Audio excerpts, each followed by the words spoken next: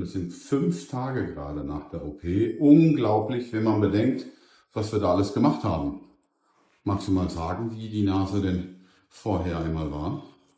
Also hier ein Höcker, Genau, wir hatten von, einmal einen relativ ausgeprägten Höcker. Genau, was noch? von vorne so eine C-Form. Genau, die war relativ schief stehend, ne? Mhm. Und wenn man sie sich jetzt anschaut, schnurstracks gerade. Mhm. Okay, gut, was haben wir noch?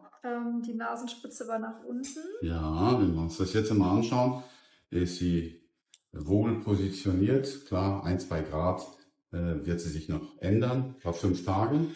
Und was sagst du hier so nach 5 Tagen? Ja, sieht wahnsinnig gut aus. So, und wenn du jetzt mal tief einatmest in die Nase, ja, Mhm. geht? Ja, geht gut. Super. Das ist auch wichtig, ne? Mit das Wichtigste.